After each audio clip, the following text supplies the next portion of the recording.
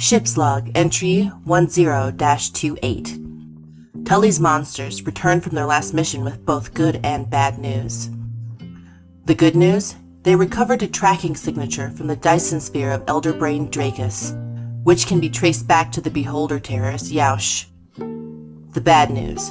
The revanchist mind flayers are manufacturing sadomasochistic cyborgs based on torture data sourced from the Velvet Foxes initiative. This is a public relations crisis for the Lickums Corporation. Captain Slack Dumiel has taken the first steps to containing this looming threat to our corporate brand. Beaufort Gubbins, who inflicted the torture on a severed head preserved in stasis, has been stripped of his most dangerous inventions and is now under direct surveillance at all times. On a related note, Illithid fairy Wendy McDonald is conspiring with her fellow deserter to undertake some sort of mission involving the classified Berry Project. This will require ongoing observation. The Ardling pilot Max Ena has gone missing. The Fox operative disappeared while interfacing with the Formith Cube, which then began cajoling crew members to enter into a partnership with it. All signs point to this technology acting as an enemy infiltrator on the hunt for a new victim. The ship mechanic, Cammy Ray, joined Tully's monsters to unravel the mystery of the Formith as the away team rushed back to the newly repaired satellite. Dracus, Formith, Yaush. Our enemies multiply.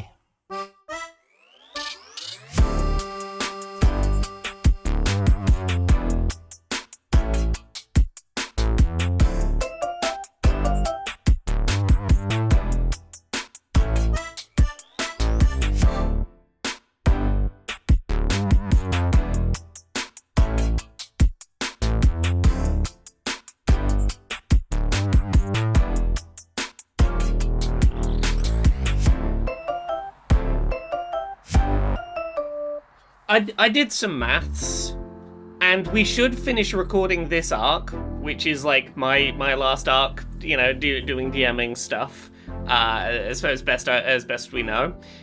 We should finish recording it the day before The Legend of Zelda Tears of the Kingdom comes out, which means that, okay, that's good for me, because, I would not be doing any proper episode planning once that game's out.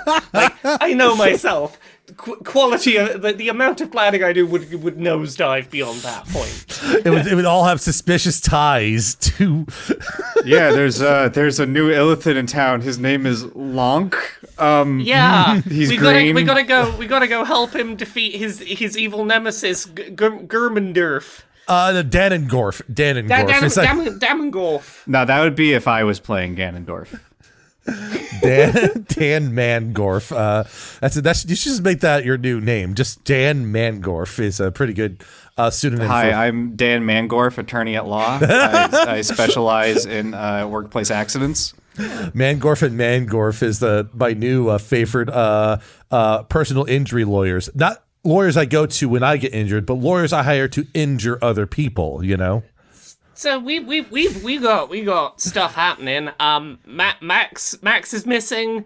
The captain has given the away team with substitute member Cammy the green light to go find out, hey, what the heck happened to one of our crew member who just vanished off of the ship completely undetected.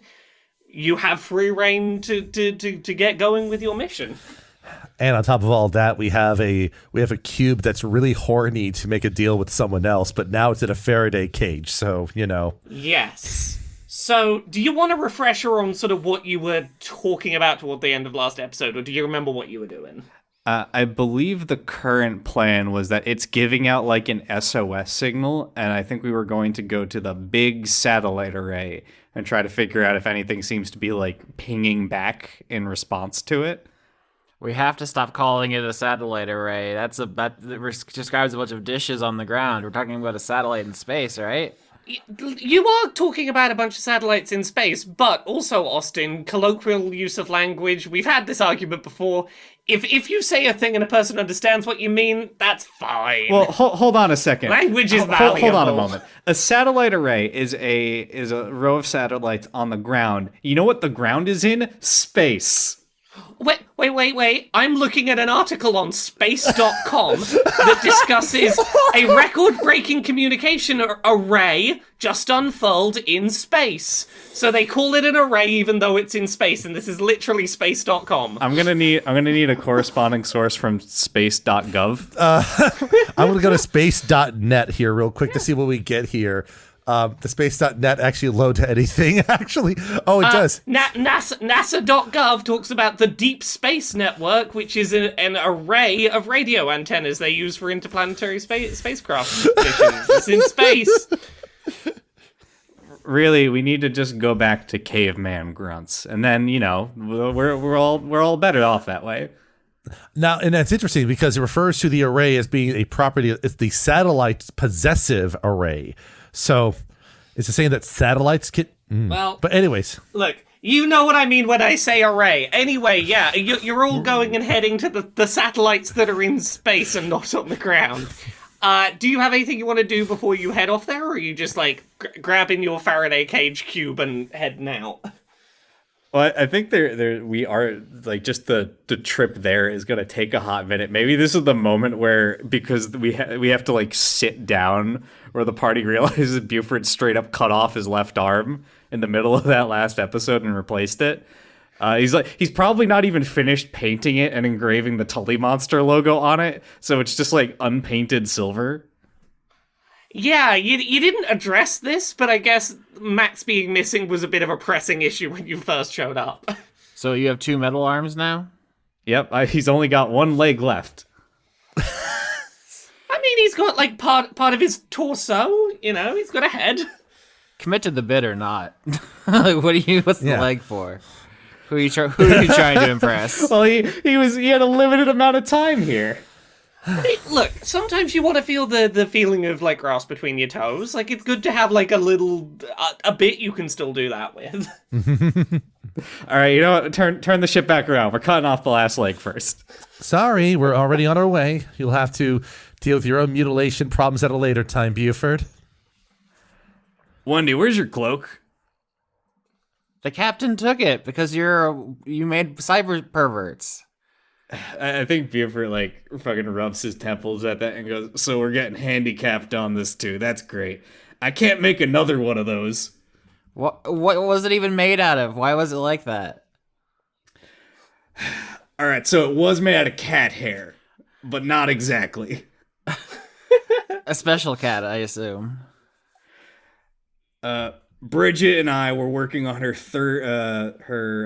7th grade science project, and her cat, Dr. Sneakers, fell into the quantum computer we were building. Dan's gonna say stuff, Laura. He's just gonna keep going until you stop him. Yeah, Austin, I hope that nothing Dan says now conflicts with anything you had planned. So after that, you'd look away from him for a moment, and he'd be a tabby, then he'd be a Maine Coon, then he'd be dead, then he'd be a dog. Did Dr. Sneakers wear sneakers, or was that you just call them Dr. Sneakers because? It was Bridget's cat. I didn't name him. Okay, so you never asked her why she named the cat Dr. Sneakers? She was 5. But anyway, I shaved the cat after one of its grooming sessions because, it's kind of weird. The fur kept changing afterwards. Eventually, I figured I'd find a use for it, so I just kept it with me. I keep a lot of weird stuff if I ever think it might come in handy. That's why I had a decapitated head on the ship. Cammy, you didn't hear that. Anyway, eventually I came up with that idea, Major Cloak. I don't got any more cat hair. Got any more decapitated heads that I don't know about? Well, maybe soon. We'll see what happens when we get here. Yeah, so as you arrive, I keep wanting to say satellite array, the series of the space cluster of satellites. Austin, are you happy? I'm getting increasingly unhappy, I would say. well, that's on you, Austin. You get to the satellites. The construction has been completed at this point. Last time you saw them, they were sort of still being assembled. If you want to go and use the sort of computer terminal on this to have a bit of a research and see what you can find that matches the signal, feel free. I'm gonna need investigation checks from everyone. All right. Oakley dokley. That'd be a 15 for Cammy. 7. I rolled it. It's not coming through. Oh, 13. So, what are you specifically searching for? Just to be clear, what is it you're hoping to find? I think that we're basically looking for like ping echoes effectively for the SOS that's being sent up. Yeah. It's a little difficult to ping for a specific response initially because SOS is fairly generic, and what you're trying to do here is find something that seems like a response but also is similarly magical. Eventually you start picking up on some magic Morse code from a couple of locations, pinging what appears to be the letter R followed by a number.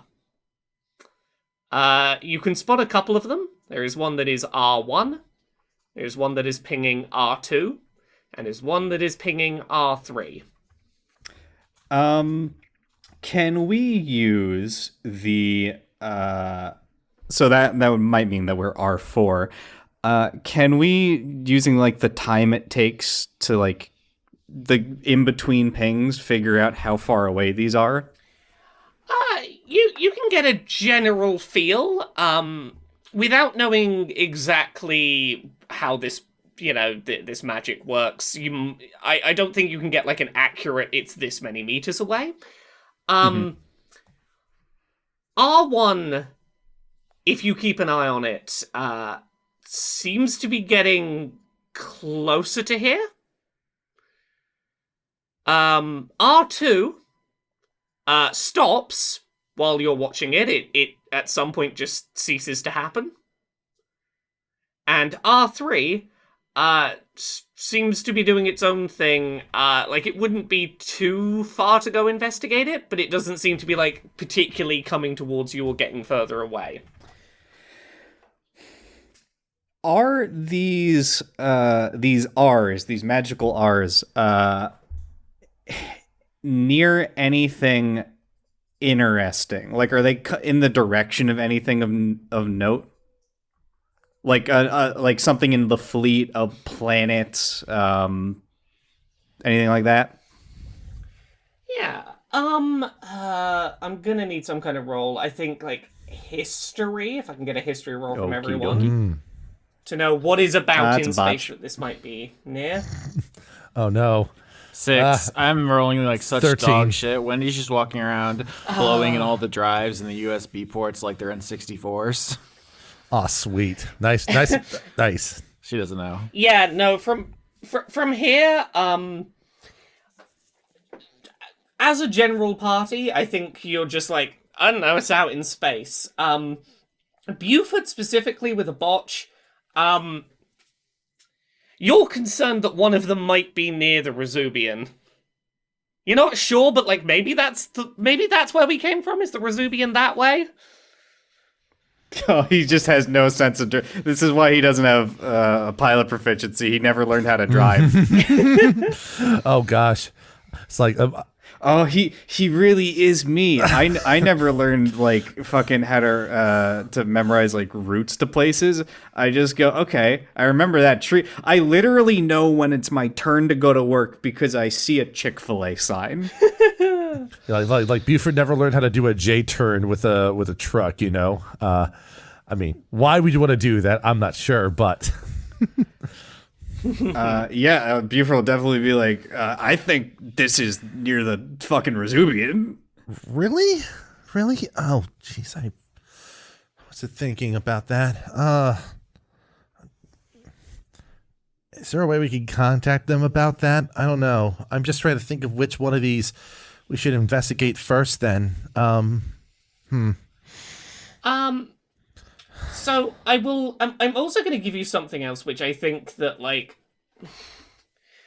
I think that just by like paying attention to these signals, this would probably you'd probably pick up on this. There seems to be another SOS signal near R3. Okay. So I guess to summarize, we have one of them disappeared. R2 disappeared. R1 is coming at us, but is not the closest. And R3 is, or something near R3 is throwing out an SOS. Yes. Okay. And Cammy looks at the options like, well, if you gotta ask me, even if one of them is near the Rezubian, I think that this one might be the best lead for us, as she taps over on where R3 is. Yeah, I mean, R1's coming towards us. The other one disappeared. No idea where the fuck that went. If they're coming at us, might as well lead them away from everything here. All right. Okay, well, unless we are getting any other weird messages or pings from Formith here, we might as well get moving. You okay there, Wendy? Yeah, I'm just looking at the solar arrays on the satellite. They're the wing-looking things that... Oh, those have to be on the ground to be a solar array. No, I'm pretty sure that describes the panels that absorb sunlight. Those are called arrays. Wendy, you're being surprisingly pedantic about this topic. Well, you look up at the bundle of satellites in space you're near, and there is a panel of solar panels collecting light at the top of it. You keep talking about R2-D2. I don't know what that is. That's a different universe. So. All right. Well, okay. Well, I'm gonna go get back into Tully, and we can get moving then. I'm not gonna be as fast as Max is probably, but I've flown it enough to get used to it at least. Are you better at fighting than Max? We both had to go through combat training in our own way. I ended up being relegated over to the R&D space where most of my work was in, weapons development. That's why I got the skills to make Max's gun and, this here. And she pulls out her, what looks to be like a revolver, gives it a little spin, and then with a thumb flicks the chamber to spin a bit in it. Now, Max had a bad habit of shooting me.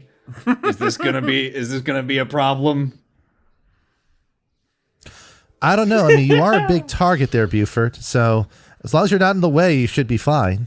Yeah. So with the information you were able to get with the a little above average but about average rolls, are you heading towards the SOS and R3 that seem to be near each other? Is that correct? Yes. Yeah. Cool. Okay. It takes you a little while to make your sort of progress in that direction. It does become apparent that you're not heading towards the Rezubian, thankfully. But you come across a planet eventually that seems to be the source of both of these signals. What kind of roll do I want to get to see if you know much about this place? Yeah, nature's where I'm leaning. Give me a nature roll. All right. 15. Wow. Cammy with a 9. 6. Wendy's picking her nose with her weapon. Okay. You don't know this planet specifically, but Beaufort is able to make, like, the fairly base level assumption from looking at this planet above is like, okay, this is not a particularly, like, technologically developed planet. This is a planet that seems to be, like, largely agricultural. There seems to be a lot of, like, farming fields and stuff like that going on. Okay. I'm gonna pull up the Tully Monster sensory array, and what I want to know is, are we about to go into like one of those Star Trek episodes where we end up stuck on a planet that's like in the medieval era?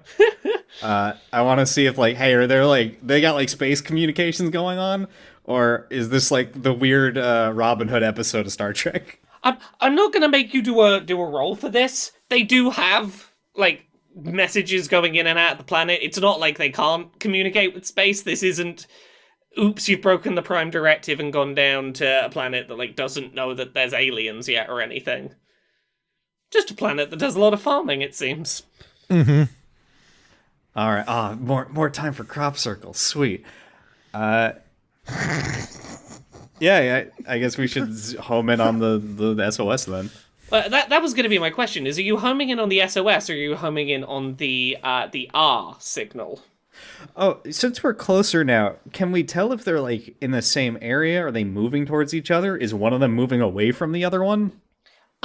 Yeah, I think now that you are closer to the planet, they're not like super close to each other yet, but one of them is definitely like tracking closer to the other. Like this R signal is getting closer to the SOS. Like it seems like it knows where that signal's coming from.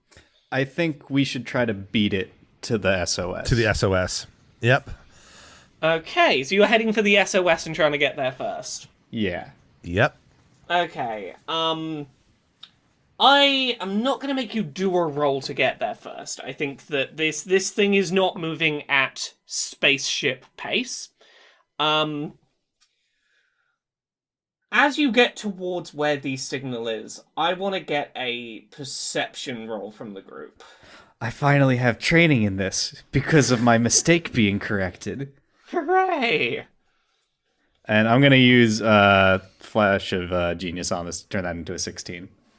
Okay, 11, 16, and 17. You, as a group, are approaching where this SOS signal is coming from. And as you look down from the ship, as you approach, you see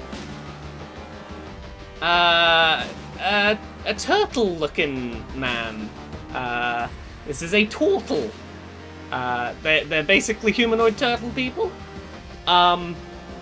Heading towards a 4-myth cube. Okay, I think we want to prevent this guy from getting, Ooh, wait, hold on. Can we just, like, fly by and scoop up the cube with the Tully Monster's claw? I mean, you can sure try. I feel like this needs to be a roll from Cammy as being the pilot, correct? Yep. I guess the flavor here is, like, I feel like this has to be like a dexterity roll. Yeah. Sure, just straight dexterity is fine. Give me a straight dexterity to see how you do. That's a 21 from Cammy there. Yeah, with a 21, you are able to fly down to the surface and sort of do a low pass, grab this cube with the claw on the Tully monster, and pull up such that you don't like absolutely decimate this turtle that was heading for the cube, and sort of start to pull up. Are you gonna land and interact with this turtle, or are you just gonna take the cube and be like, yeah, we got it now, more cubes? Well, question.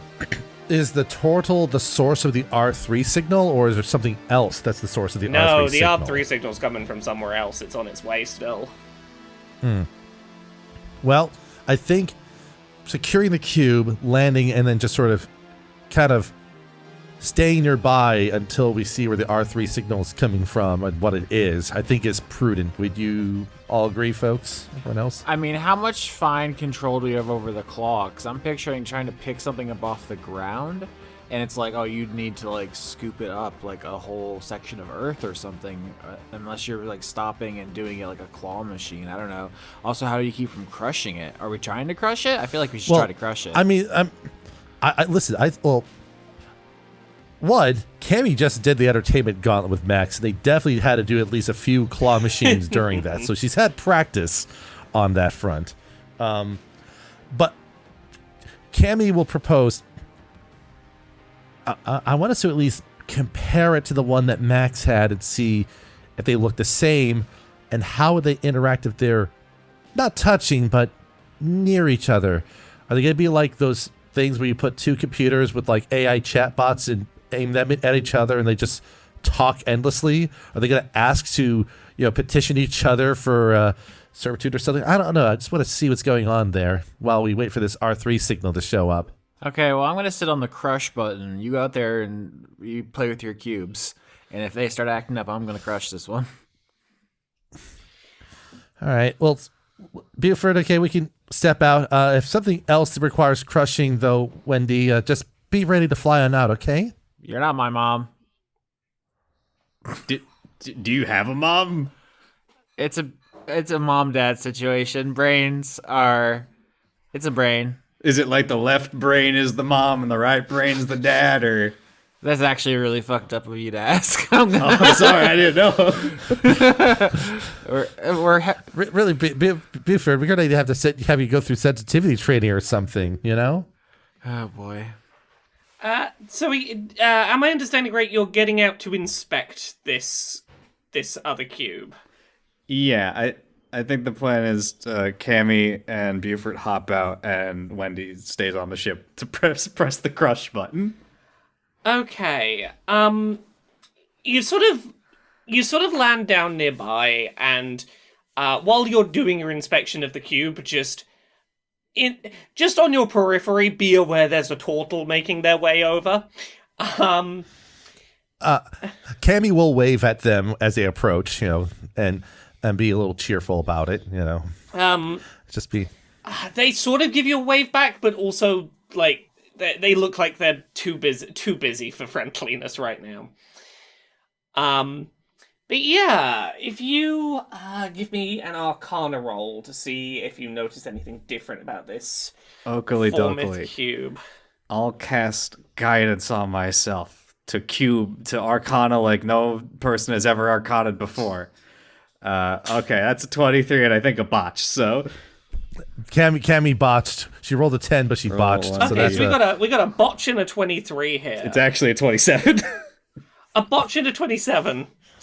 Oh, how do I balance this? So look, I want to give you something for the 27 first, which is this is suspiciously identical to the other cube. Like, not... You do a lot of mechanical stuff, Beaufort. Like, this thing seems like to the millimeter identical. Like this is like assembly line level. There are no differences at all. Like it is. If you didn't have the Faraday cage with you, you'd go, that's the cube we just took off the ship. I have the worst idea for what to do for the botch. I mean, my gut was gonna say, Cammy, you jumped to the assumption that Formith got out of the Faraday cage. I was gonna say something close to that, like something basically in examining it, like somehow a fantastic bobbling of the four myths causes the one to fall the Faraday cage. The two of them kind of fall near each other, and we can't tell which one is the one that we brought. Kind of energy there, like, oh no, which one's the real four myth trademark? You know, I don't think you've actually dropped one, but I think Cammy does have a moment of that's the four myth got out of the box. Like, wait, and like she's definitely quite distracted and spending more time looking between the one in the claw and the one in the box. Just almost like as soon as she looks away from one, it's almost like she's forgetting that the other one is there for a moment. She has no object permanence. Temporarily, at least for the moment, for sure. No. I don't know if this is something that the ship's sensors would be able to tell. Would I be able to tell if this is literally like the same cube, like a carbon dating type situation? Like, is it like are these cubes from different timelines all coming together or something? Do you have like a sense of how you would test for that? Like, what is it you're trying to go like that you think would be identifiable enough to work that out? It's like.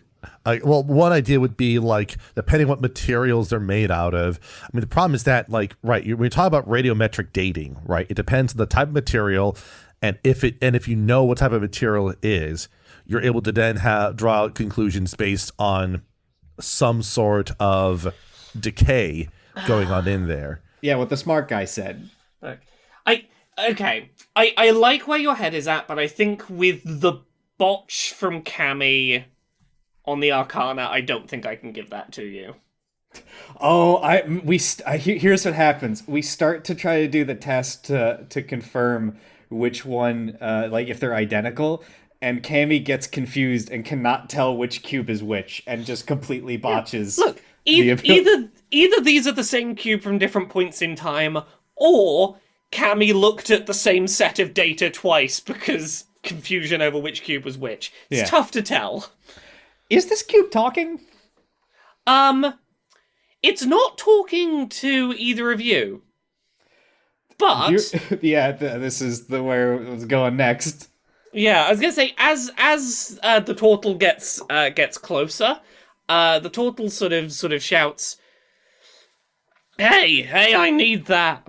And the cube responds, "Indeed, we must fight off the invader together. I'll help. You're gonna be the hero." Hey, no, the cube is gonna eat your soul. The turtle seems not unconcerned with what you're saying, but also desperate enough to ignore you, and is heading for the cube. Wait, who's the invader? What's going on?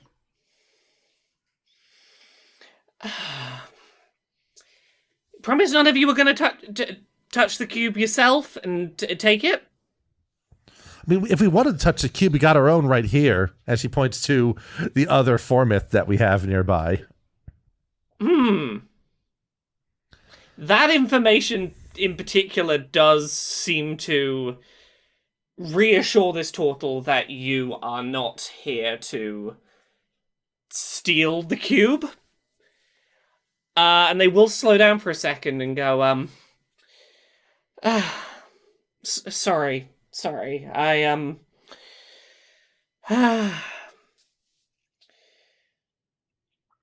my community is in danger, and, that thing might be the only way I can get strong enough to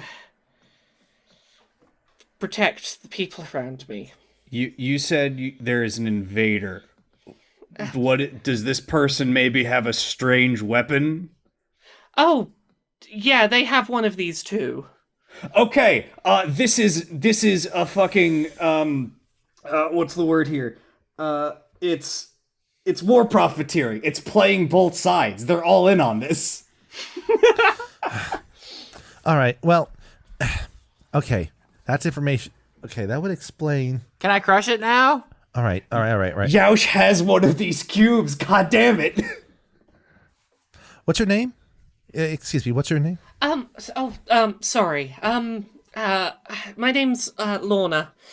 I should probably rewind slightly. I'm part of a community of farmers, and we are being pressured toward war by someone who completely outpowers us with one of these cube weapons. And then I saw one, and I thought maybe that would give me the strength I needed to fight back and keep us safe, because we do not want war. That is not what we are here for. And it's just been one too many attacks on our community. There's only so many more times we can say no to joining this war, and I wanted to find a way out. And I feel like that cube is the only option I've got right now. The cube is actively going to be causing these problems. Cammy, do you remember how Max got the cube exactly? What was the conflict? I think, well, Max's situation was a little bit different. They're out on a mission with a flight crew, and after a skirmish, after some maneuvers, they crashed on an asteroid. They weren't hurt, but they were isolated, and from what they told me, that's where they came across. Their variant of Formith was on that asteroid. So they just had they just happened to crash onto an asteroid where Formith was there. Yes, that's how Max told it, at least.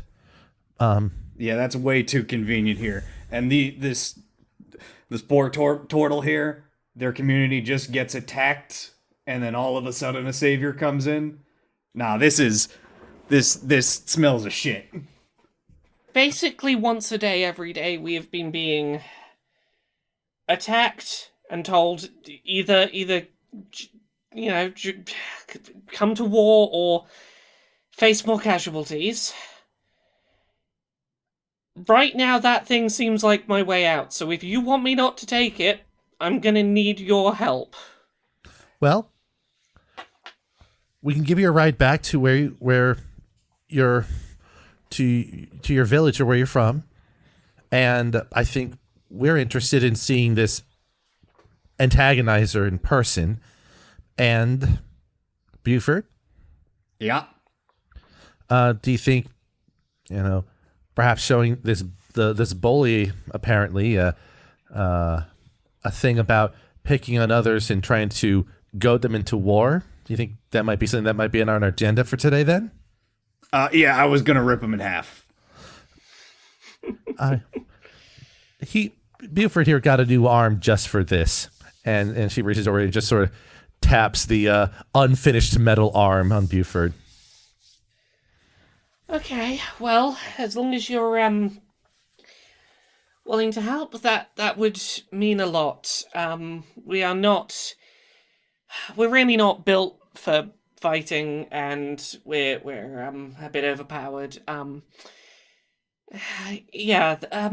We live over this way, and the turtle will sort of gesture you in the direction of where their settlement is.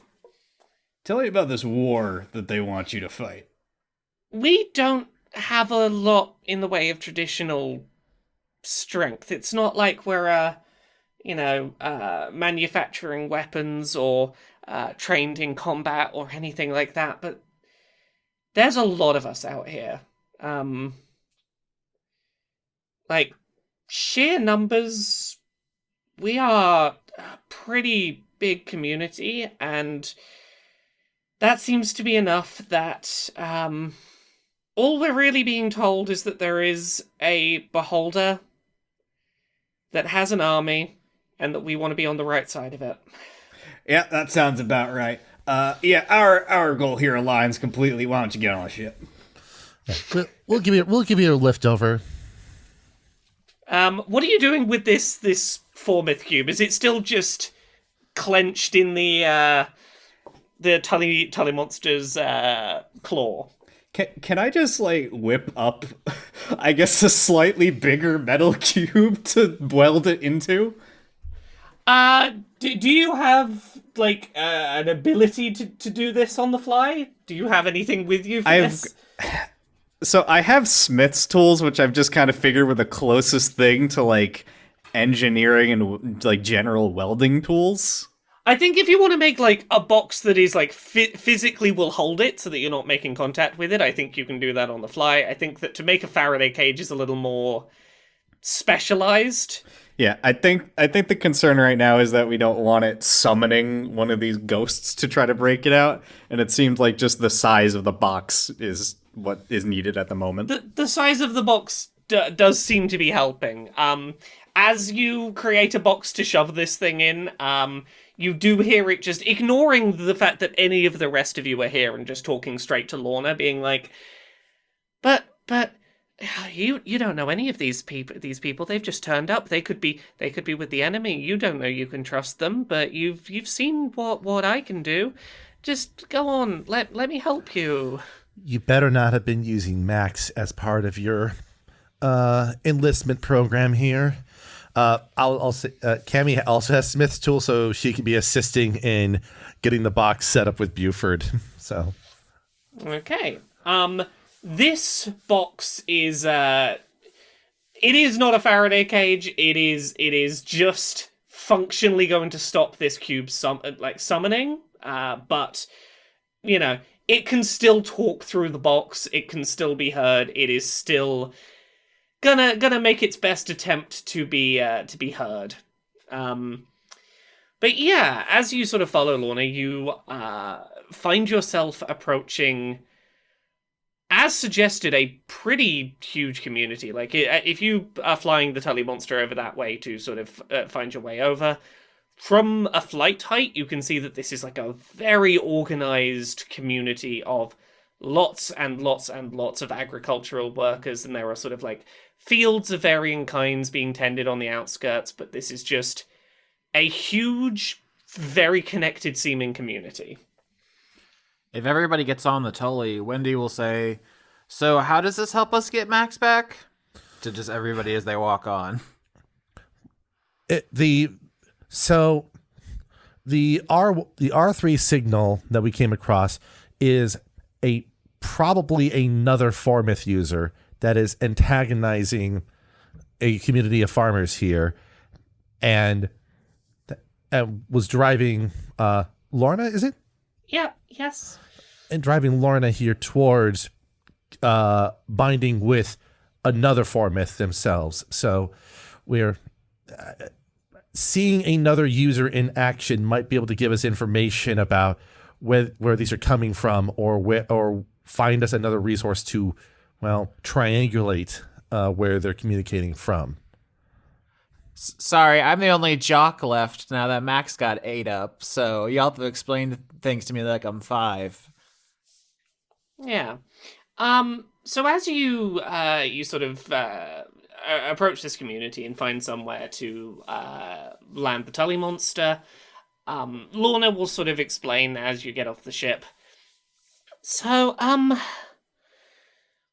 we don't know how to approach this, so we're going to need your help. The situation right now is basically that there is this one tiefling magic user with one of these cubes, and every day when the sun is at its peak, they show back up, and basically the deal is agree to join the war or more of you die, and if we say no, which we have been doing, they very quickly cause a lot of death and destruction, and then they're just on their way again. What if we jump them?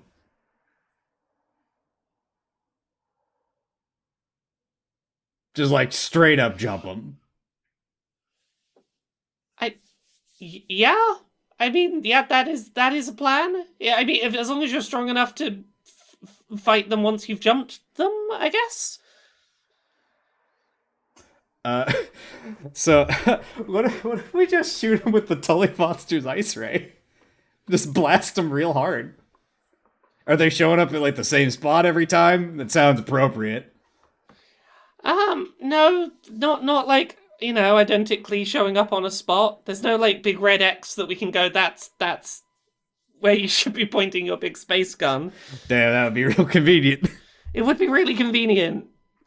We painted the big red X in the town center in the hopes they would stop there, but they keep avoiding it casually. Please threaten us from here, please. Well, hold on. What if we paint like a lot of red X's around so they go to the spot without one? Look, I'm not much of a war tactics person. If you think that might work, I know a war tactics person. We should call up my friend, Amuro Ray, or Array, as I call them. Yes, our Ray, who is currently hanging out up in space rather than on the ground. Yeah, many people think my friend Array is in space, but he's often on the ground. It's a whole thing. I mean, often on the ground, but also sometimes in space. Is he, though? Is my friend Amuro Ray in space, if you think about it? Is this like a Davy Jones scenario where they're always just stepping on a jar full of dirt to make sure that they're in contact with the ground? So yeah, to give you a bit of context, the days are pretty long here on this planet, but you reckon you've got several hours to prepare for this person arriving, and from what you can tell, this probably is the R signal approaching, so at the very least you probably could get a sense of which direction they're coming from. But you've got time if you want to come up with a plan for what to do when this apparently just one individual shows up at this community. Yeah, maybe the idea is that we, if we know where the direction they're coming from, we just create like a kill zone. Like I believe Cammy has a big gun, a big cool gun, so she can set down a firing line while Wendy and I hide off into the sides, ready to just rush in and start like tag team combo attacking. Can we set up a Kill Zone 2, the superior sequel? Yeah. As long as it's not a Kill Zone's Shadowfall. That's the important thing. Yeah, because once the shadow falls over that kill zone, it becomes harder to see the target you're trying to kill. Yep. Unfortunately, this is actually going to be a brink. Oh, no. The important... I hate that we're doing this joke. Okay, so you're just trying to create a location that you're hoping they will pass through, and you can shoot them with the Tully monster in a big blast. Is that correct? Mm-hmm. Engage just classic guerrilla tactics. Absolutely. Okay. Couple of questions, I guess, to that is: are you doing anything to disguise the Tully monster's presence around this kill zone? You could put a tablecloth on it that just hide it just a little bit, so it's. Can I use? There's probably some scrap metal and stuff around this place. What can I do to make this look like a really weird tractor? Okay, so is this up in the air, or like you're gonna park it on the ground and disguise it as a tractor? I don't know if space has like space tractors that float. I'm pretty sure there's an array of space tractors we can get on board with. So, yeah, I think if you ask around this community, they can find you some like sheet metal and some things that you can fashion this into looking like some kind of farming equipment. What's going to be a good role for make this look like a deception? I think to make this look as convincingly like a real tractor as you can. all right. I don't have training in this. I'm just gonna do a flat D20. 18. 19. 19. Okay. Describe to me the tractor you have created here. Let me look up what a tractor looks like real quick. Dan has never seen a tractor in their That's life. fair. Like, I think my main question is: are you like floating up in the air inconspicuously, ready to take your shot, or are you like firing the shot from ground level because this is like just parked next to a barn or something? I think we have it on the ground disguised as like a disused tractor, and then when you see them, we'll just take to the air and shoot them immediately. It doesn't take that long to get off the ground, I don't think. Yeah, so maybe we've like we've put we've just bolted 4 wheels to the sides of our shuttle here. Sure. They don't need to be bolted. You could literally just roll wheels up to it and like lean them against it. Well, that's poor craftsmanship. We listen. Okay, we got a Tully monster truck here. Let's just keep it going. All right. So. All right. Listen. The claw is now like the tilling thing that they drag through the ground to make like the dirt all lined up or whatever. Yeah, the backhoe. Yeah, sure, that, whatever. There's we added an exhaust pipe that just shoots flames for no reason. Wonderful. And is there an element to this plan of how you're going to get this person where you want them? Okay. Is there maybe the answer here is Lorna gets used as bait. I mean, I guess another option would be to try to intercept them before they reach, the community, so that the carnage is not as immediately in the vicinity there. So. So we just like park the Tully monster on the side of a road, and we come running out of the cornfields and just jump them while they're walking down the street. Possibly, yes, that's an option. I'm trying to not overthink I'm not trying to overthink the process, but Okay, so you're gonna be like, here is an enticing target. Come over here. Let our definitely attractor fly up into the air and shoot you. Is that about correct? Yeah, I think that's the plan. Okay. Is there any other prep you would like to do while you've still got some time before this first before you are sort of visited? I guess once like it seems like the contact is imminent, based off the ping, I'll cast haste on Wendy. Oh shit. Okay. Now before we continue with that, we're gonna go hop over for a little brief side story. what? Okay. Yeah. Oh hey, Max. Oh, hi. You're in a void. I sure am. You sure are. You don't know how much time has passed. Everything's a little bit of a blur. It may have been just moments, it may have been hours, days, months. But you are coming back to your senses a little bit. You are in a space that is not dissimilar to where you used to try and decrypt the various Formyth forms. As you come to, you see a lot of familiar faces that you remember being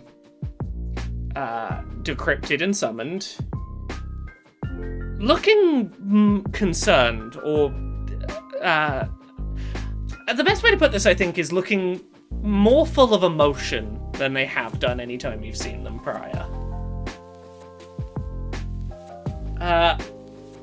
But the first face you really register and take in is that of your mother, who sees you opening your eyes and goes, "Oh goodness, I'm so happy you're okay. Oh, come here," and pulls you into a hug.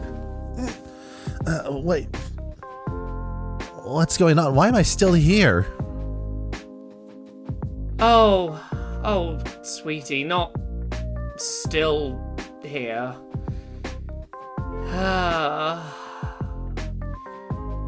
We got a lot of catching up to do with you.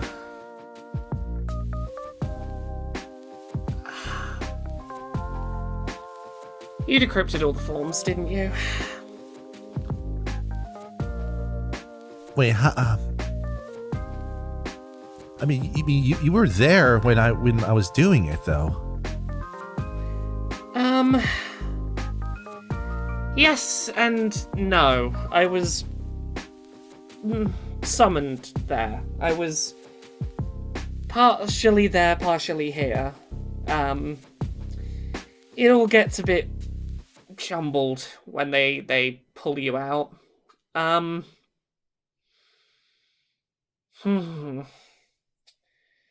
So, we are trapped and being summoned by various people.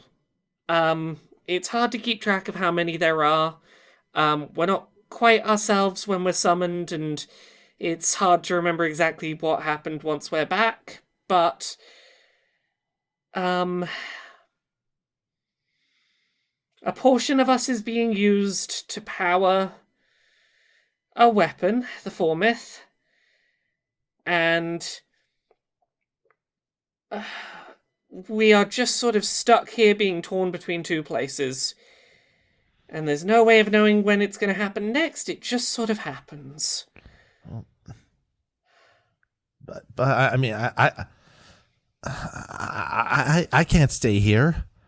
I mean, what about Cammy, and what about the others in the Resubian? I mean, I gotta. Look, trust me. If it was enough to just want to get out because there was someone you needed to check was okay, and she puts a hand on your shoulder, I'd have gotten out a long time ago.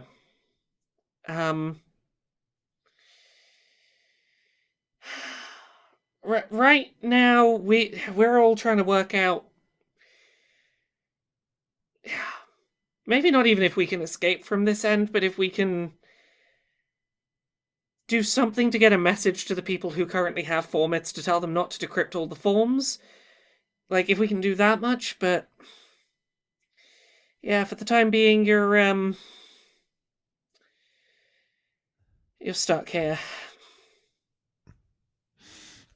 Okay. Well, obviously I don't know as much as you all do, but I mean, there's got to be a way. I mean, I don't know how, but When we're summoned, and this is going to be disorienting the first time it happens to you, and I apologize about that in advance. The part of us that's pulled out of here is incomplete. It's not always in our control. You might say things you don't want to say to who's the person who summoned you, or you might not be able to say things that you wish you could tell them. There's just enough of a fog that, like, you know, the desire to say, hey, I'm trapped, save me, it's not enough to get the words out. We're definitely being used as some kind of honeypot.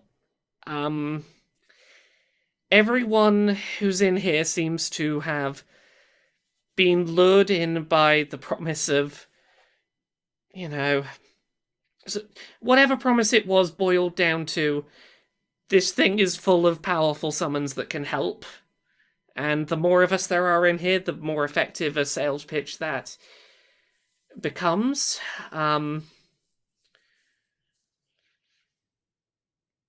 Right now, we're struggling to do anything when summoned of our own volition. And there's got to be a way around that, but right now, we're at a loss. Well, all right. I think I just need to, well, I pace around a little bit and clear my head. Maybe there's, well, I'll have to think if there's some way to get any sort of message out there. I don't know. Feel free to, you know, when you get some time, chat to the others. I know you decrypted them, but it's different talking to them here. Right. And she Dash stutters for a second and then says to you, I'm sorry I couldn't warn you in time. It's okay. I just, if there's I guess now I know what happened to you out here, and now that I know where you are, and now that I know where everyone else is. I mean, there's got to be a way for us to work together to get out. But I just need to understand who everyone is first, I guess. So, well, I guess there's plenty of time to do that while waiting to get summoned out, I guess. I mean, I was gonna say the same, that there's plenty of time. I don't know how the time does in here, but we have nothing but time, so yeah. With which we are gonna cut back to the party. I think I know why Evan didn't come out now. Yeah. So, it is rapidly approaching, I guess you would call it high noon, sort of sun in the center of the sky. Do you want to reiterate your plan and tell me if there's anything else you want to do before setting this plan off? Yeah, so I believe, in summary, we have taken, I guess, just a bunch of food and dumped it in the middle of the street, because I guess that's all they have really here that's, like, useful and of a resource. And, you know, you need food for an army. Dumped it in the middle of the street, put the Tully monster on the side of the road to just look like a decrepit tractor. I am going to cast haste on Wendy the second, like, it's like, oh, this contact is like a minute away or something to that effect. Less than a minute away. And then we're just gonna blast and jump them. I'm going to use bolstering magic on myself, which I've done, I think, once before in this campaign, but just like concentrating the wild magic into my weapon so I get a little bit of an extra die on my attacks. You watch on the monitor this figure that's giving off this R signal. You see them sort of approach the outskirts of the city and then take a sharp turn directly away from where the Tully monster is parked and start heading for a different section of the settlement. Alright, it knows where the cubes are and is avoiding us. All right, do we just make a move then? I don't see how we have any other option. It's gonna start killing people in a minute. Yeah, I know. It's been a while for... Okay. All right, let's do it. Okay, so are you on foot or in the Tully monster heading towards this person? I would think that, I guess Cammy's gonna fly the Tully monster, and then Wendy and I are gonna jump out, like, as soon as we get in range. Okay. As soon as you are in the air, this figure casts Earthbind. Which is we're gonna need a strength let's see. We're gonna need a strength saving throw, and I don't know what the strength value for the Tully monster would be specifically. I could roll Cammy's as the pilot. If you're being the pilot, do you want to give a strength roll here? That's an 11. That is not gonna do. The Tully monster's flying speed is reduced to 0 for the spell's duration, which is going to be the next minute, and the Tully monster will descend safely 60 feet toward the ground every 6 seconds until it reaches the ground. So the Tully monster is grounded. Dispel magic, 3rd level spell. Choose any one creature, object, or magical effect within range. Any spell of a 3rd level or lower on the target ends. For each spell of a 4th level or higher on the target, make an ability check using your spell casting ability. DC equal to 10 plus the spell's level. On a successful check, the spell ends. Okay, so for a spell, so for a spell below 3rd level, it auto succeeds. Is that correct, or does it still have to do the roll? Yep. Spell of 3rd or lower, spell ends. Okay. Is this... Yeah. Okay. As you start approaching, you see this spellcaster cast another spell, but it's not immediately obvious what that spell has done. You don't see any impact of the spell having been cast. Oh wait, this is gonna be like Hellish Rebuke or the Frost Armor that Max loved. Either that or delayed blast fireball or something like that, you know. Yeah. Are you still approaching as you were? Yeah. Yep. The Tully monster crashes into an invisible wall. Okay. And while you're working out what to do about this spellcaster is starting to just throw out some fireballs at the settlement. Okay. All right. I think we need a change of tactics here. And especially because as we crashed into the same, pretty sure the Tully monster can't move any closer through this thing, right? It can't move any closer through this wall, invisible wall. You can try and find your way around it. It's invisible. That might take you a second. Wendy has Fairy Fire, which is a spell, which should be able to illuminate things that exist and don't exist, if that makes sense. Let me double check the way this is worded, but... Yeah, let's check that wording. Each object in a 20-foot cube within range is outlined in blue, green, or violet.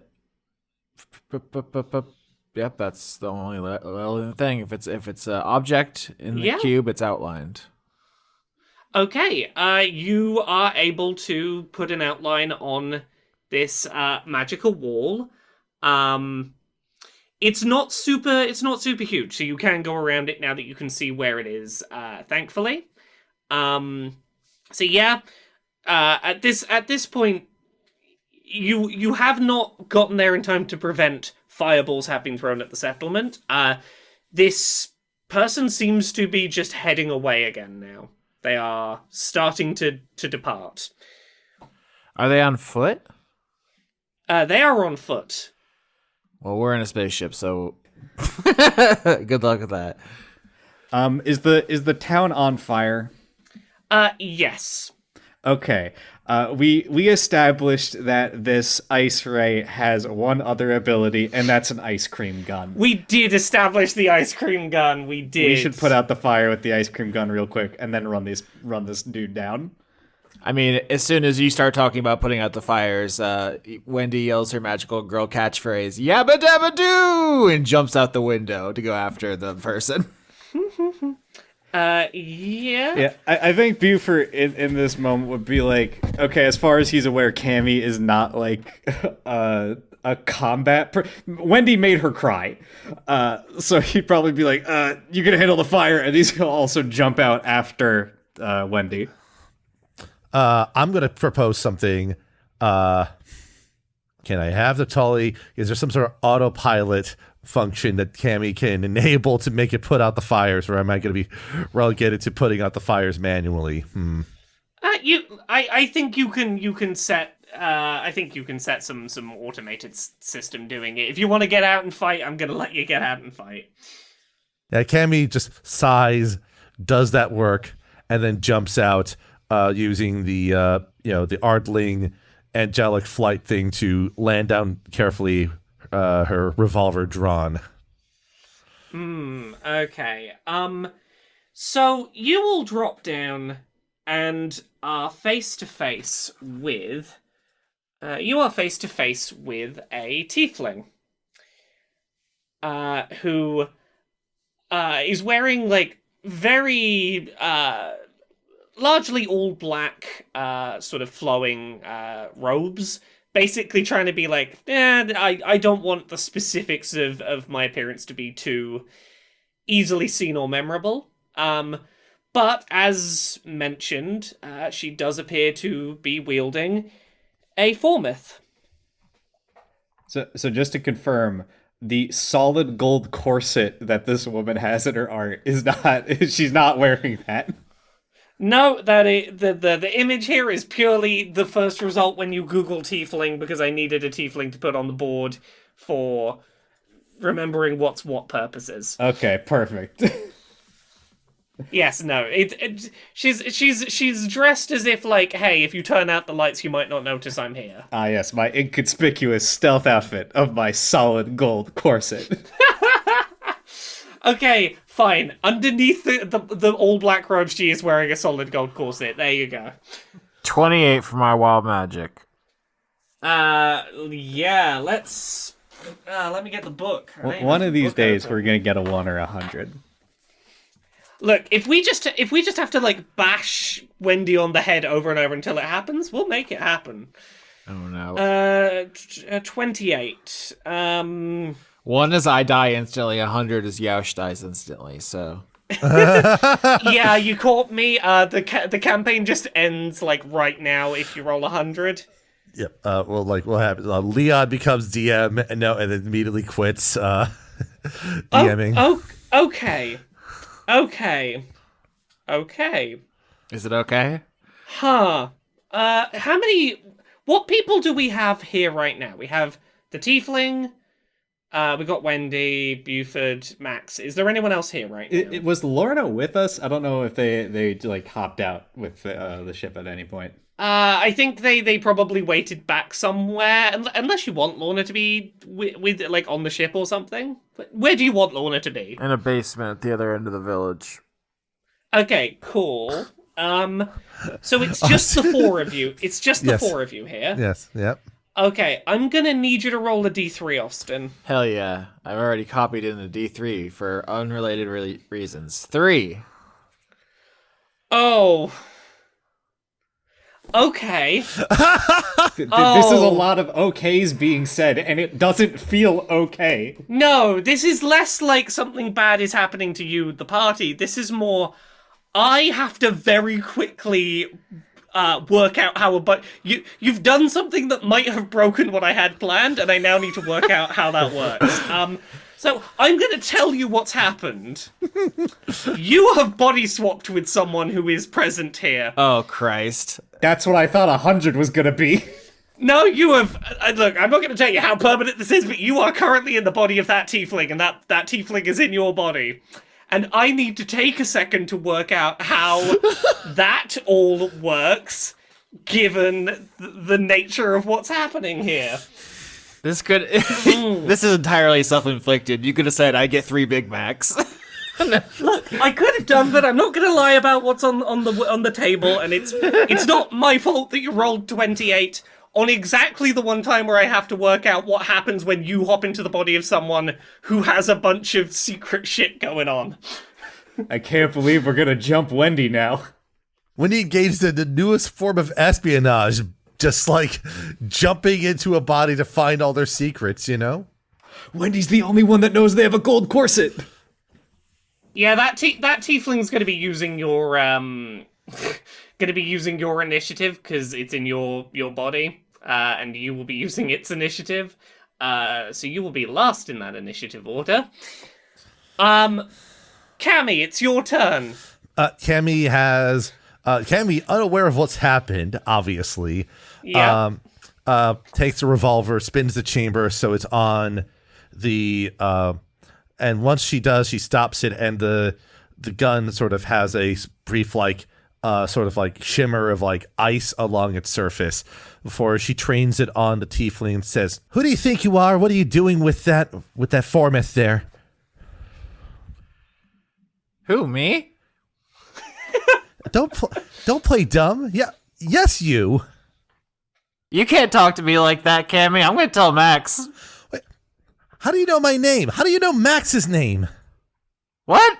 Did you get hit on the head? You're just like falling down out of the sky.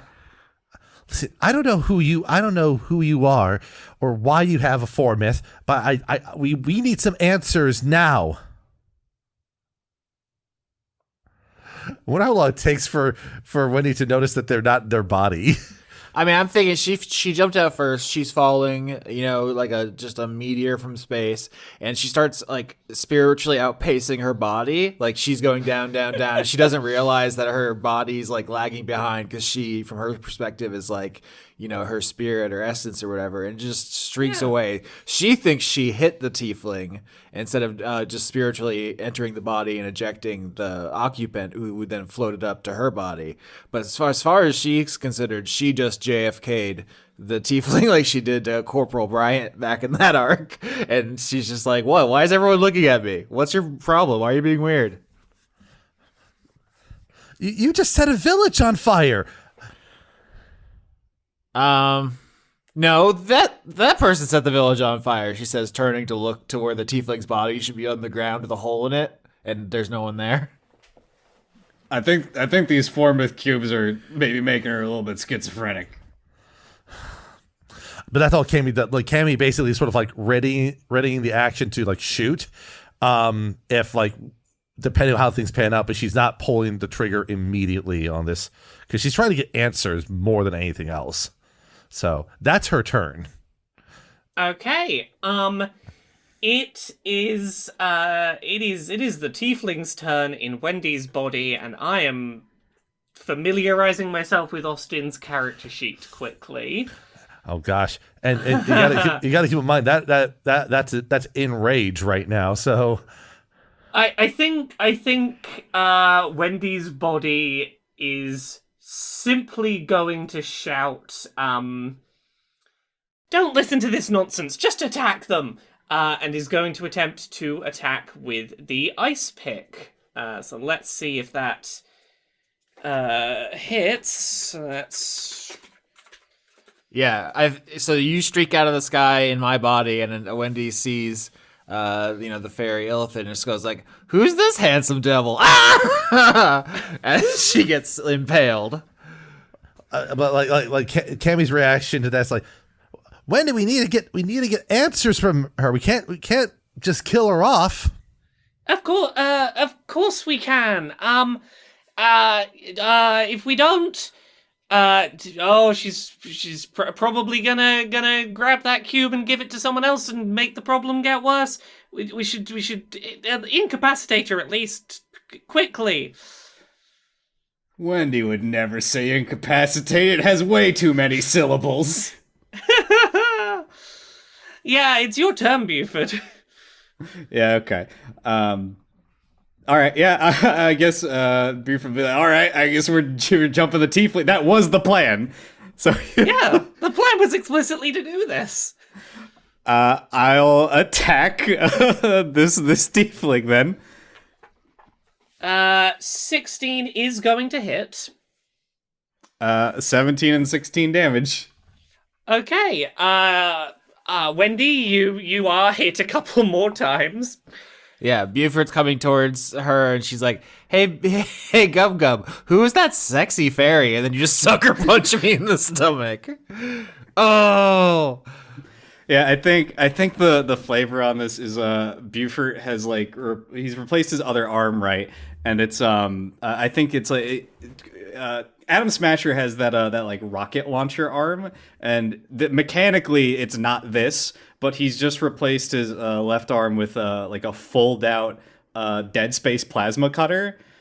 So he just like clocks you in the jaw with his big robot arm, and then just shoots you in the leg with his other arm. So Wendy, now that it's come around to your turn in this tiefling body, I feel like now is like you've had like 15. What is it? Is it 6 seconds for like everyone to take their turn? Isn't it? Yeah. You've had a couple of seconds to get used to this body, and I'm going to start pointing out a couple of things that are a little unusual about your experience here. You have peripheral awareness of a place where you are not. You are aware of the inside of a box with some muffled talking sort of in the distance outside of it. So because the body I'm in is joined with Formyth, I'm feeling other Formyth cubes? Is that's what you're saying? I'm not... Max never implied that this was a thing they experienced, but you do seem to be aware of the sensory information that other Formyth cube is experiencing. Like, you are aware it is dark and you are trapped, and you can hear muffled sounds outside of yourself. I'm connected to the Formyth network. I mean, I think now that she's been stabbed and then punched twice, you probably get a glimpse of your own body in such a situation, and you're like, "Oh, I'm huge and probably purple," which is not. Yeah, you are big and purple. That's just unusual. I think I look around. I understand that I am in the tiefling body and the tiefling's in my body. And I'm like, oh, this is going to take forever to explain. I'm just going to try to throw fireballs at my body until it wild magics us back. I think the unstable backlash wipes out the last one. So fireball, fireball, fireball, she says, just finger gunning at her own body. Yeah, so you are not innately aware of what spells you have access to here, but you did see the 3rd level spell Fireball being used. So if you want to cast Fireball at your own fairy body, go right ahead. That'll be... It's a dex save for Wendy. I'm specifically thinking that you didn't show, you haven't shown me the character sheet for the tiefling, so I'm literally just like, okay, I have Invisible Wall, Fireball, and Earthbind. Yes. So here is what I will say. You and the tiefling have about as much / as little awareness of each other's abilities as possible. There is a reason that tiefling used your ice pick and didn't do anything else. Is what do I have here? Mm-hmm. I have dropped a little bit lacking in info into this body. So yeah, do you wanna what's Wendy's dex is 9, that fails. You successfully fireball your own body with 8d6 fire damage, which is fun. Yeah, I wish I would have saved. I mean, you could have said that you get advantage on dex saves, Austin. You didn't interrupt and say that, so. Danger sense is an ability I have. I guess I don't know if that person knows how to use my senses. So I was gonna say, does the person know they have danger sense? I feel like a sense is an innate enough thing. It's like Spidey sense. You get the little tingle. The Wendy tingle. Okay, let's see if you. Okay, 18. You take half damage. The roll was 27, so you take 13 damage. Which is going to trigger a wild magic roll, which might get you back into your body. all right, do I roll? Roll me that D100 and let's see what you did. All right, 17. Oh no, closer to 1. You now, okay, I wrote this before Gronk existed in the home campaign. You now have, right next to you, an emergency medical hologram. You just got a little holographic doctor has popped up next to you, and you are back in your own body, thankfully. You have been knocked back into your own body. Just hanging out with a little hologram robot. It could be used for whatever purposes you want. You now have access to a hologram. Is this the R2 that everyone was talking about? I really zoned out during the whole R1, R2 thing. This is R2D2?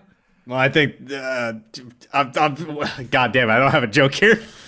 If it beat boops, then it's a D2. Sure, yeah, why not? Roll D2 for R2. Actually, I think is that your child? Is that how this works? Until I get hit again, and that's gonna go away, I think. Oh, you're gonna give up your child.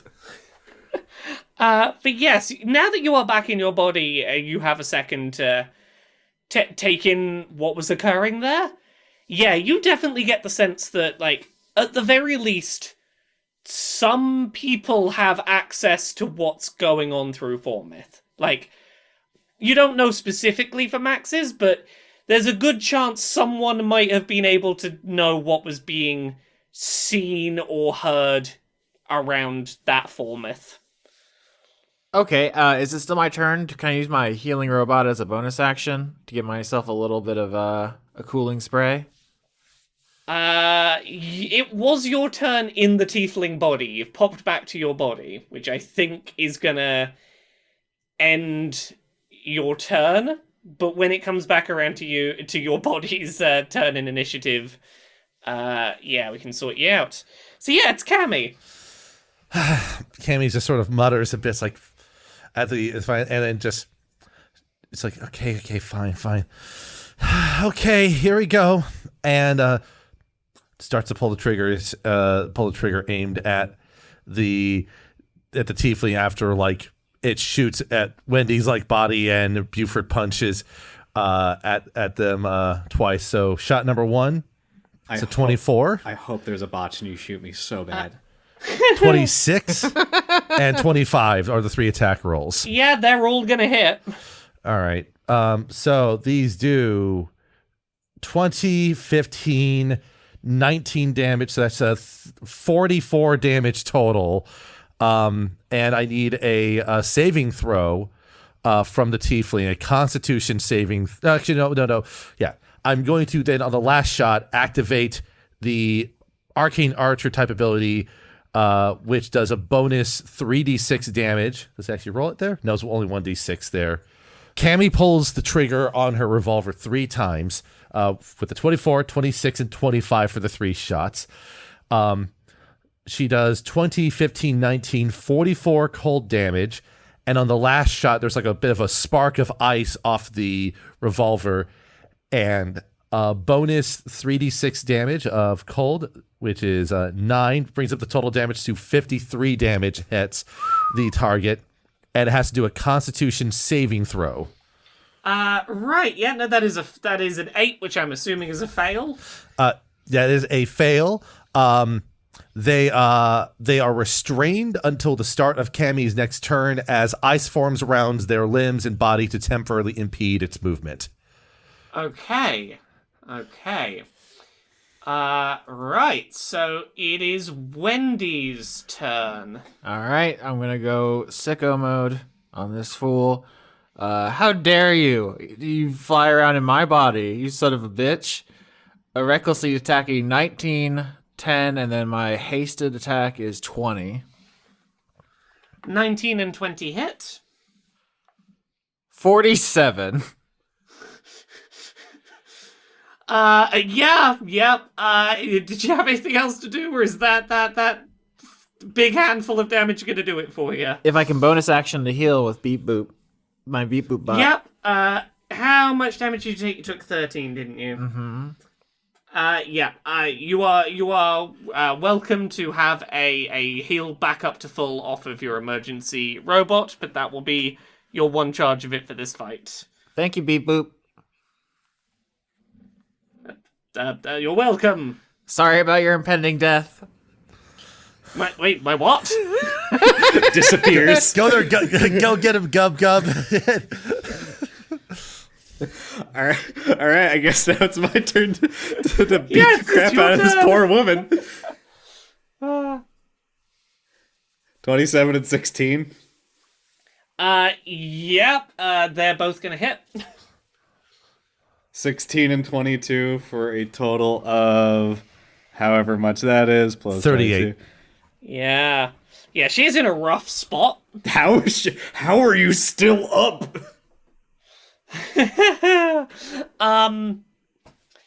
Yeah. Is that your turn? I mean, Or have you got more? I don't really have any bonus action things I can do, and I'm concentrating on Wendy's haste. So, yeah, that's it. Okay. Can I get a reminder, Cammy? This tiefling is unable to move this turn, correct? Correct. And their attack rolls against it have advantage, and attack rolls against it have advantage, and attack rolls it may have disadvantage. So she is Okay, but it can still do things this turn. It's just physically can't move. correct. She is restrained. I did not make it incapacitated. That would have been too much for this. Yes. Yeah. Okay. She is going to she's gonna look at you all and simply say, "Decrypt Max," and summon the holographic form of Max in front of you. And then turn to the group and say, "I am not in a great position right now, but I do know one thing. I know that your friend is gone. And that is the one bargaining chip I have in this situation." Cammy just sort of just glares at her and will say, "Where's Max? Where are they?" Well, part of them's right here. Part of them is in... I mean, I guess the best metaphor for it is basically like one of those big illithid tanks where all the little tadpoles swim around. It's kind of like one of those. Just like a big old brine pool they're hanging out in. Those are actually pretty nice. Speaking from experience. You'd think it'd be like sticky, but it's really soothing. Okay. All right. So where's the tank? I mean, I don't know exactly where it is. I don't need to go there, particularly. I know it exists. I know that it's where they end up and where I'm, gonna end up, probably. You're working for Yaush, right? Yeah. What are his plans? What's his next move? Well, I mean, you're seeing the plan. It's develop an army ready for war. Yeah, I want details. What is he doing? You're clearly here trying to recruit people, and Yeah, I'm here because I was told go get this big batch of farmers so that we can, that's a bunch of extra bodies we have on our side. People who'll go, oh, I'm not prepared for war. Please don't shoot me, and be convenient shields, and getting people to use Formyth so that Formyth gets stronger and more people who would be a problem for us get taken off the board. so you know about, you're actively trying to get people to take Formyth, decrypt it, and then get absorbed into it. Is that right? Yeah, of course we're trying to get more people absorbed into it. It makes it a stronger weapon for us to use, and it makes it more likely that goody two-shoes in bad situations will pick it up and go, oh, I'm going to save the day. Oh, no, I'm absorbed. It's just a nice little snowball that keeps people out of our way. You want to come out of here alive. Yeah. You're being real flippant and not giving me a lot of useful information. So, you're going to tell me what you think is important, what you don't want to tell me. Okay. Here's what... I'm going to tell you the thing you don't want to hear. Every second that your friend had one of these cubes with them, every moment, Yaush knows everything that was said or seen around that. Your friend has been a walking security camera. Your friend has been an invaluable source of information about everything going on the Resubian, every plan you have made, every little piece you've tried to move in this faction war to get ready to counter what's coming. Any conversation you had about that was not as private as you wanted it to be. Yaush knows that one of their offspring is on your ship. Yaush knows a lot about all of you. Whatever, I'm just gonna stab that guy. Do you not care that the cube is eating your soul? What's your game plan to get out of this? I feel like you should be on our side trying to take down the evil cube syndicate. I mean, the deal with the cube's really easy once you know it. Just don't decrypt the last form and you're fine. You can't be that stupid. You have to know that it's in your soul and it's gonna do stuff. You don't have control. No, it's literally that stupid.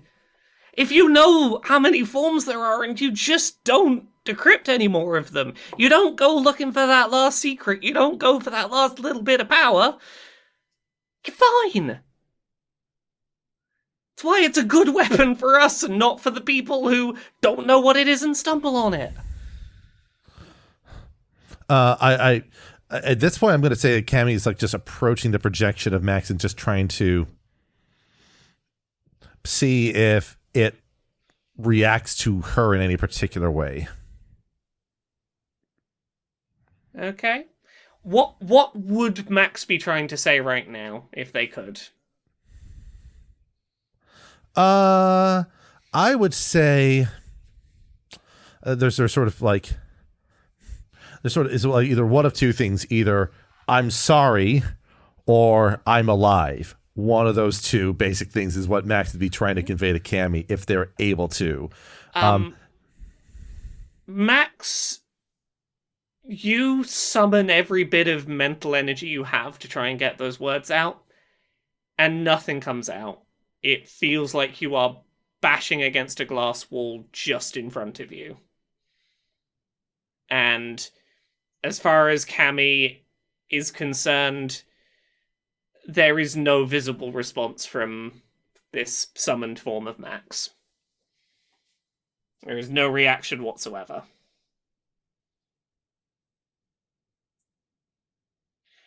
So yes, the tiefling at this point is going to sort of is there a time limit on how long that freeze that Cammy did lasts?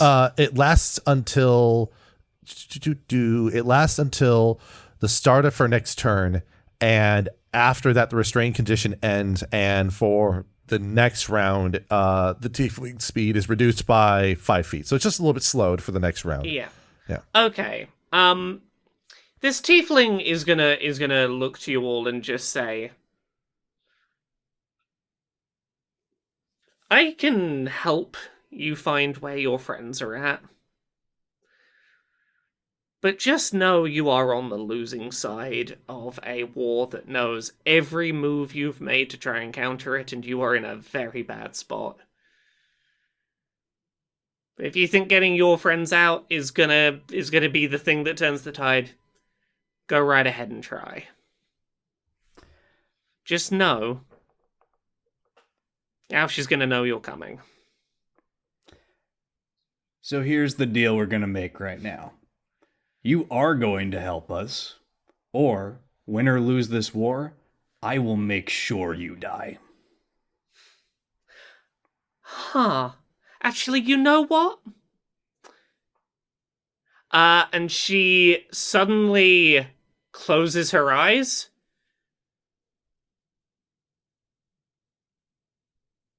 And I don't know if you would have the context for what she's doing, but if Max were here, Max would probably recognize this as trying to go inside the mind and decrypt that last form. I think Beaufort might just attack her if she starts going, ooh, I'm gonna do a little twee trick here. Yeah.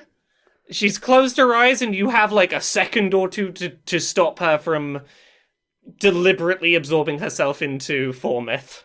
Yeah, absolutely. I'll clock her twice. Yeah, go for it. 15 and 21. Her eyes are closed. I don't know if that's gonna give me any advantage here. I mean, she's also frozen in place. The 21's gonna hit. Oh, wait, we have advantage because she's frozen, so that would be yeah. 2 more anyway. So yeah, we'd have, I think, 2 hits here. 21 to 18, yeah.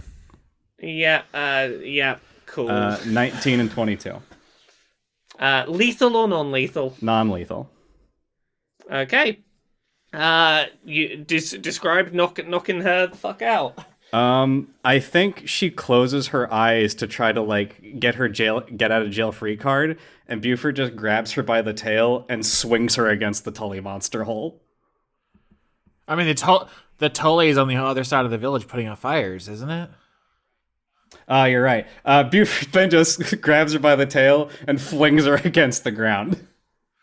Lovely. Well, you now have an unconscious tiefling that has a 4-myth cube and a settlement that was on fire and is now covered in what flavor of ice cream was it? Mint choc chip? Yes, the worst kind. Again, there's a bunch of villagers going, "Oh, mint choc chip, it's our favorite. We love it. Thank you." In the distance, These people would not have survived the war. So yeah. Do you have any immediate plans for what to do now with a conscious tiefling and ice cream covered settlement? So, I do have some thoughts. I think we could, there's a couple things here. This tiefling seems to have, like, a way more active connection to other Formith cubes than Max ever did. She has said that Yaush had a inside person, effectively because of Max. I'm guessing Yaush probably also has one of these cubes. At the very least, there was one coming towards us, one outside of this one that was coming towards us, and there was one that disappeared off the face of the earth in the middle of this investigation. Maybe we can try to, like, use her to essentially get our own inside, like, look at whatever Yaush is doing. Okay, do you have a method in mind of how to turn that connection the other way, I guess.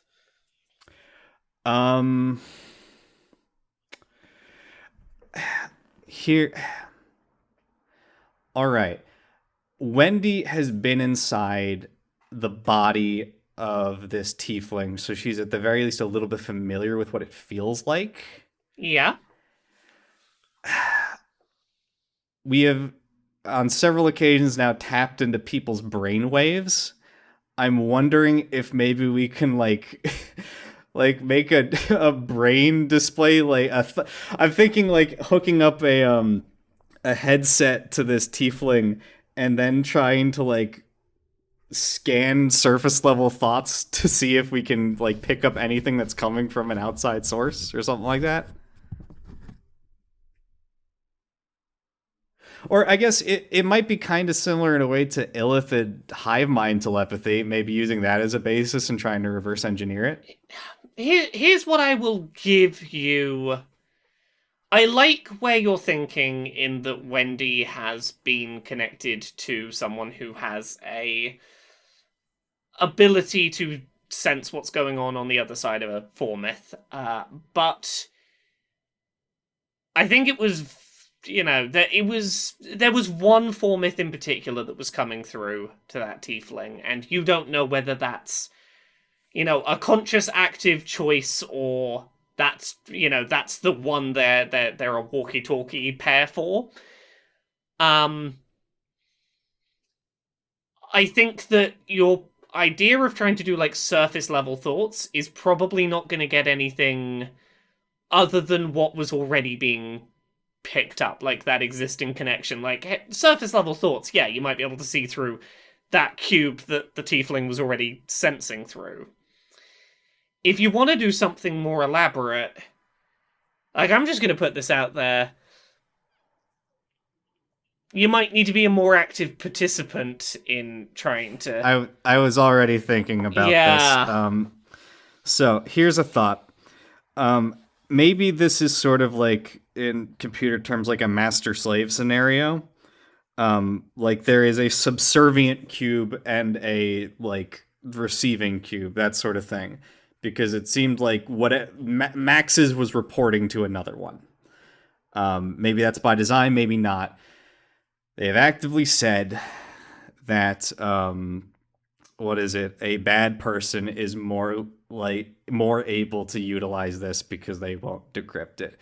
Beaufort doesn't have a ton of a future in this world after this war, and he is someone that can be lost, I guess, and he's not going to let these other two shoulder that burden.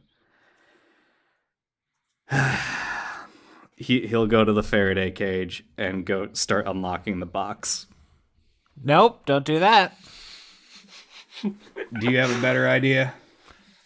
Bonk you into unconsciousness? We are losing an info war. Max is gone. Yosh is building an army. And I have to work with what we have in front of us. Aren't there still 2 more R2s to talk to? One of them, I believe, disappeared, if my notes are correct. Yep, there had been a R2 that was doing a signal, and then it stopped doing a signal. With the roles you had, you don't have enough information to know what that signified. Here's an idea. We actually have possession of 3 cubes at this point in two different states. Maybe we can sort of, like, we know they communicate with each other. Maybe we can use the fact that we have, like, numerically more of them to essentially cause, like, a broadcast storm or skim more information off of this network by controlling more of the nodes, essentially. Interesting. Okay. If you want to head back toward the cluster of satellites, and see whether you are able to make any further progress having more of these in your possession, that is definitely an option. Yeah, I think that's the best idea we got now if we don't want to, anyone wants to connect to the cubes. I'm gonna jump over to Max for a moment. Oh boy. So, you are currently in an existence in a slightly confusing void, without much direction. I want to get a roll from you. Cool. I'm going to need a Constitution saving throw. Oh, let's Max. do this. That would be a 5. Oh, that's real rough. So, describe to me just like something you happen, like what do you reckon Max is up to in the void at the moment? And at some point, I will interrupt you with what that bad roll has done for you. I figure that, assuming that Max is able to find and talk to other inhabitants, like other encrypted individuals and such, what they're going to do is they're going to be asking some key questions. The key one is, what was the last thing you remember before you got encrypted in here? And see if there's any pattern to what they say. Yeah, I think you can be just sort of generally asking around. Is there anyone sort of specific you're aiming for, or is this just sort of you're canvassing the inhabitants? Yeah, it's just canvassing the inhabitants for the most part. So we can, we can. The general answer you get from everyone is that everyone seems to remember basically up until the moment they did their last decryption. At least when you talk to them in here, they're pretty clear with what they remember. They seem to not have any sort of major gaps or any major discrepancies in what they're saying. They all did similarly to Max. They were decrypting forms. Usually they seemed to know it was going to be the last form they were decrypting, and then they just faded. And the next thing they knew, they were here. All right. Now, as you're canvassing people, I'm going to give you a consequence for that. 5 on your Constitution saving throw. You start to feel a very familiar sensation. It feels very much like when you did that final decryption and you just stopped connecting to the world for a moment. You start to feel that again mid-conversation with, let's say, Evangelion. You are being decrypted. Oh boy. And with a 5 on Constitution, there's not much you can do about that. You find yourself on a battlefield. You are summoned in front of an army. It seems to be a bunch of Harengon, sort of rabbit folks. And you don't seem to remember things as well as you did a minute ago. Everything feels a little distant and a little not quite in your control. And all of the attacks that are being done, that are flowing through you, aren't quite in your control. They're all sort of just a little distant. You are currently being wielded by someone.